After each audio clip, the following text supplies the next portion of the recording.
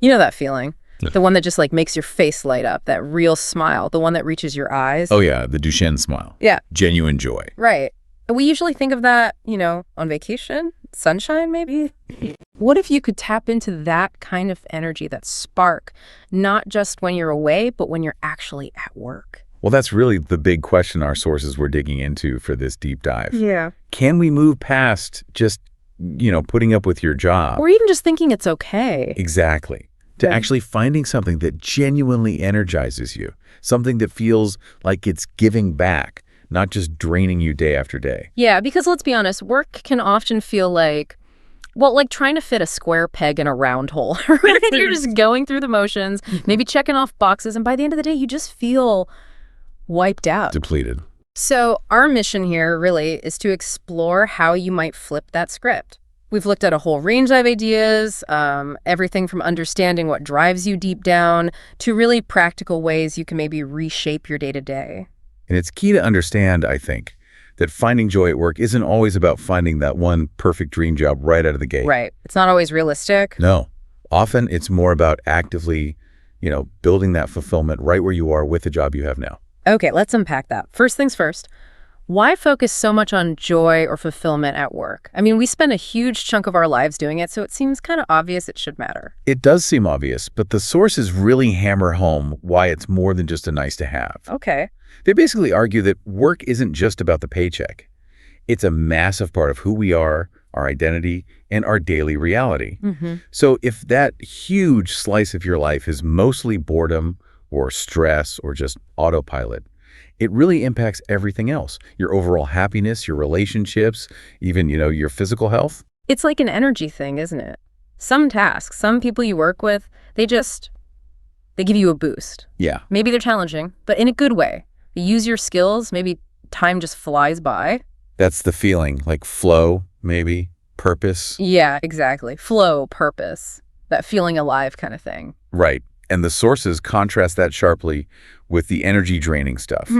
The tasks that, they don't interest you, they feel repetitive maybe, they don't use your strengths, or it feels like you're constantly swimming upstream. Those are the clock-watching tasks. Absolutely. The ones that leave you feeling completely wrung out by 5 o'clock. And the core insight here is that getting more of that energy-boosting side, it isn't just luck. It's linked to some pretty deep psychological drivers. Okay, so that leads us nicely into something a lot of these sources pointed to as like the inner engine behind it all. Yeah. Intrinsic motivation. Exactly. Intrinsic motivation.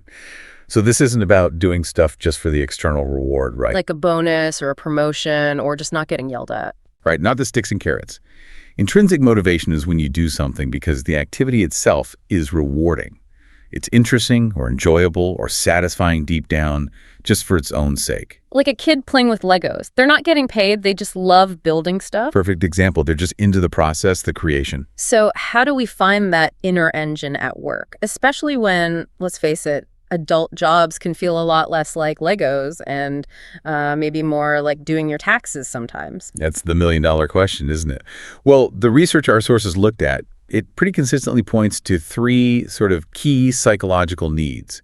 These are like the pillars that hold up that intrinsic motivation. Okay, pillars. What are they? So first is purpose. Yeah. This is about feeling like what you do actually contributes to something meaningful, something, bigger than just ticking off your tasks. It's understanding the why. Yes, the why behind it all, and feeling connected to some kind of larger impact or vision. So it's not just, say, assembling widgets.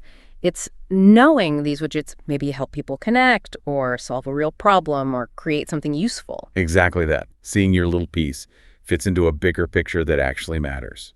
Okay, the second pillar is mastery. Mastery. Getting good at stuff. Yeah, it's that fundamental human drive we all have to, improve our skills, learn new things, reach our potential.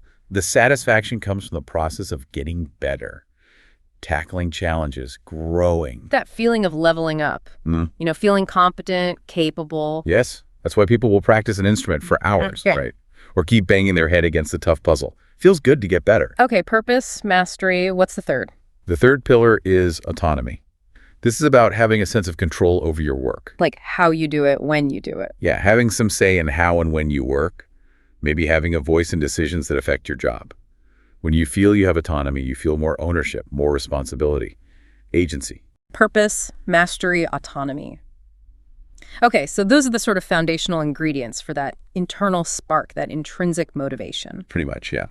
And the sources suggest that while ideally your workplace fosters these things. Through good leadership, clear communication, opportunities to grow, that kind of thing. Right, but even if the environment isn't perfect, you're not totally powerless as an individual. Right. Not at all. And this is where this really, really powerful idea comes in, something that a lot of our sources really focused on. It's called job crafting. Job crafting. Okay, it sounds kind of hands-on, like you're molding your job. That's actually a pretty good way to think about it. It's basically the proactive steps you take to change your job design. So you're not just waiting for your manager to change your role. Exactly. You're actively reshaping the tasks you do, the relationships you have at work, even the way you think about your job, all to make it fit better with your own motivations, your strengths, your passions. So you're taking the job description, the sort of raw material, and customizing it. You got it. It's treating your job less like a fixed box and more like, well, like something you can tinker with. Okay, interesting. How do people actually do that? Well, the research sort of breaks it down into three main ways people craft their jobs. The first is task crafting. Task crafting. Okay. This is about changing the actual tasks you do. Maybe the type of tasks, how many, or just how you approach them. You might try to spend a bit more time on the parts you actually enjoy or are good at. Or maybe even pick up small, new tasks, things that weren't officially assigned but kind of align with your interests. Precisely. Maybe an example helps. Yeah, please. Okay, think of an accountant. Maybe they find the basic number crunching a little, I don't know, repetitive. It's dull. Yeah. But maybe they're actually really good at explaining complex financial stuff simply, and they kind of enjoy that. So they might proactively offer to help colleagues understand a new process, or maybe create a simple how-to guide for the team. Ah, so they're adding a task that uses a different skill and gives them more energy. Exactly. They've crafted their task list a bit. Or another one, maybe a factory worker who decides to organize the tool area really well, even though it's not strictly their job. They do it because they value order, efficiency, and it gives them a little satisfaction. Right, taking initiative on something small that makes the day better for them. Makes sense. So that's task crafting. Yeah. The second type is relationship crafting. Okay, dealing with people. Yeah, this is about changing who you interact with at work or how you interact with them. Maybe you make an effort to connect more with colleagues you click with or seek out a mentor. Or maybe change how you deal with clients. Could be, like maybe a customer service rep. Perhaps the metrics push for speed, quick calls. But maybe this person gets real satisfaction from genuine empathy.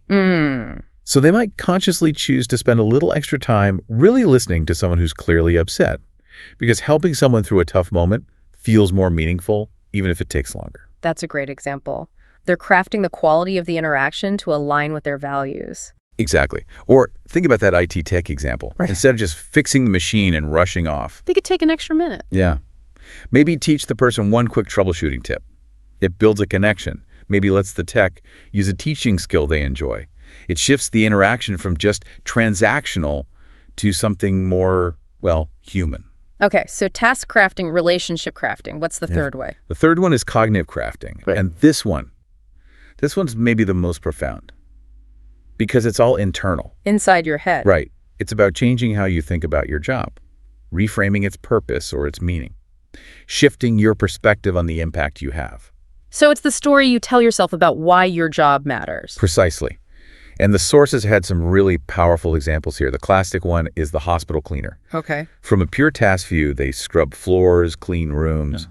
But through cognitive crafting, they might see their work completely differently. How so? They might see themselves as preventing infection, creating a healing space, directly helping sick people get better. Wow, yeah. That completely changes the meaning. You're not just a cleaner, you're like part of the healing team. Exactly. It connects the mundane task to a much larger purpose. Another really good one was an insurance claims processor. Okay, processing paperwork after something bad happened. Right. Could seem pretty grim or bureaucratic, but they could cognitively craft that role, reframe it as helping people get back on their feet after a car crash or a house fire, providing support, stability during a really rough time. Ah, connecting the admin work to the human impact again. I see. Yes. Or remember that university lecturer who was also a musician? Yeah. They might reframe giving a lecture, not just delivering info, but seeing it as a kind of performance, connecting it to the energy, the interaction they love when they're playing music on stage. That's clever. Using an analogy from something else they love? It shows you can find meaning even in really structured jobs. It's about consciously choosing how you frame the significance of what you do. And that's so key. It's not just for people in obviously creative or helping professions. Absolutely not. Anyone can do this. A bus driver could see their job not just as driving a set route, but as, I don't know, connecting communities, getting people safely where they need to go, maybe being a friendly face for regulars. Totally.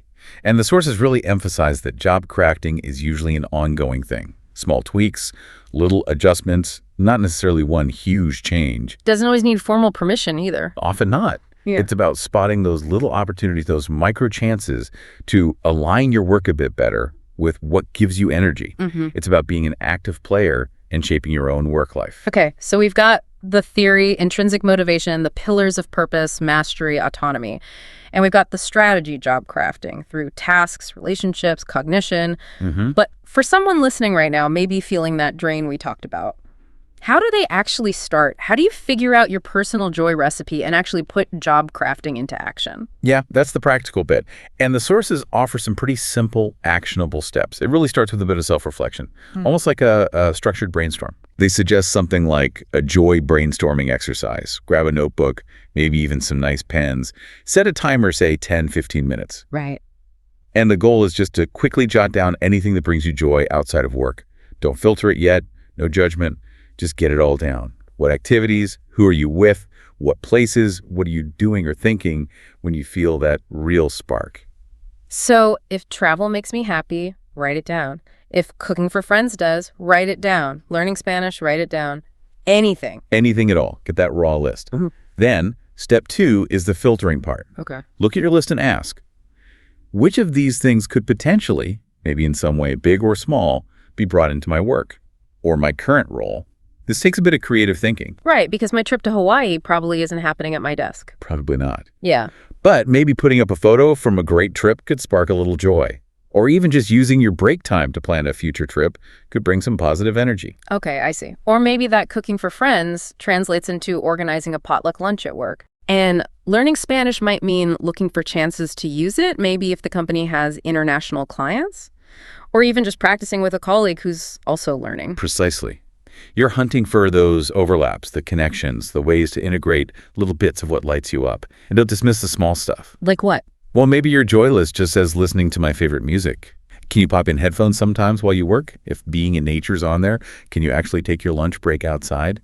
Even just for 15 minutes? Right. Small, doable things. Okay, so brainstorm joy, filter for work potential. Step 3. Step 3 is take action. Look at your filtered list and find the low-hanging fruit. The easy wins. Yeah. What's one thing, even a tiny thing you could actually try to implement like this week? Maybe it's just bringing in that favorite snack or putting up that picture or sending out that email to gauge interest in a potluck. Or just committing to actually taking that outdoor break every day. Start small, make it real. Exactly. Get the ball rolling. Yeah. Make joy something you're actively, consciously bringing into your workday. It builds momentum. I like that. Starting small feels much less daunting than trying to overhaul everything at once. It's about conscious, steady crafting. And underpinning all of this, really your ability to even notice what brings you energy. Your willingness to try crafting your role, even taking these practical steps, is your mindset. Oh, yes. The sources spent a fair bit of time talking about the difference between a growth mindset and a fixed mindset. Right. This is Carol Dweck's work, largely. The idea that some people think abilities are just fixed, set in stone, while others believe they can be developed. That's the core idea. A fixed mindset says you're either good at something or you're not. Intelligence, talent, it's just inherent. And a growth mindset. A growth mindset believes these things can be cultivated through effort, through learning, through dedication, perseverance. It's not saying talent is irrelevant, but that potential gets unlocked through action and learning. Okay, so how does that connect so directly to finding joy at work? It seems a bit abstract. It's actually fundamental. Think about it. Someone with a growth mindset doesn't necessarily shy away from challenges. They tend to see them as opportunities to learn, to stretch themselves. Which ties right back to that mastery pillar we talked about. Exactly. And to the idea of those energy-boosting tasks that are challenging but not crushing, also, they tend to be more resilient when things go wrong. They don't see failure as the end of the world. Right. It's not seen as proof that they're just not good enough. It's more like data, feedback, information to learn from, to adjust their approach next time so they don't get knocked down quite so easily. Less likely to feel defeated or drained by obstacles. Yeah. And this tends to foster more creativity too, because they're more willing to try different things. Their focus shifts from just trying to prove they're smart or capable to actually engaging in the process of learning and improving. Which makes it easier to find satisfaction along the way, not just hoping for some end result. Definitely. And it affects relationships too. If you have a growth mindset, you might be more likely to see colleagues as potential collaborators, people you can learn from, rather than just competitors. That helps build trust, creates a more positive environment, which links back to relationship crafting. It really sounds like cultivating that growth mindset creates the perfect soil for both intrinsic motivation and job crafting to actually take root and flourish. That's a great way to put it. You're just more open, more resilient, more proactive. Absolutely. Finding joy becomes so much easier when you approach your job, its challenges, and even your own abilities through that lens of growth, of possibility. And crucially, just one more point on this. Okay.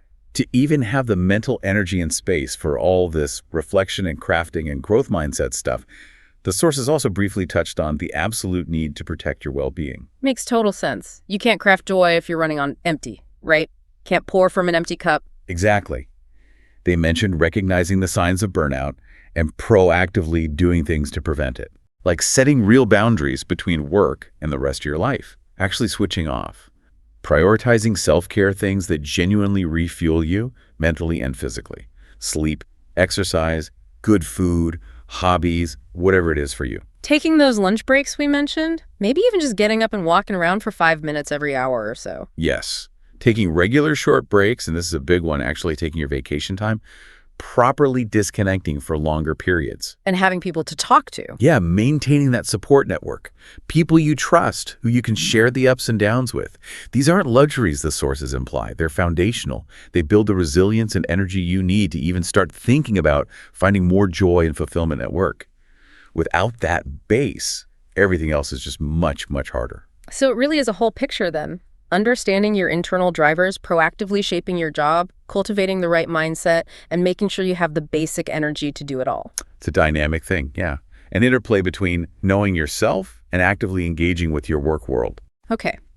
Looking back at everything we've dug into in this deep dive, the big message seems pretty clear. Finding joy in your work. It's not like winning the lottery, just stumbling into the perfect job by chance. No, it's definitely more active than that, more intentional. It's about becoming like a conscious architect of your own experience at work. How? By understanding what truly motivates you intrinsically, that purpose, mastery, autonomy stuff, by actively trying out job crafting, tweaking tasks, relationships, your perspective, and by nurturing that growth mindset, seeing challenges as chances to learn. It's about lining up what you do every day and how you think about what you do with what genuinely gives you energy and meaning, that real spark. Right. It transforms work from something that could drain you into something that could actually potentially add energy to your life. And when you think about just how much of our lives we spend working. Yeah, it's a huge piece of the puzzle. Making that piece more joyful, more fulfilling, it seems like one of the most powerful things you could possibly do for your overall happiness and well-being. A massive investment in your whole life, really. So for you listening right now, thinking about all this, what's just one small thing, one tiny piece of crafting you could try? Maybe one idea from that joy brainstorm, that low-hanging fruit. What's one little tweak you could maybe experiment with this week just to see if it brings a little more of that energy boost you're looking for? Just start small, see what happens.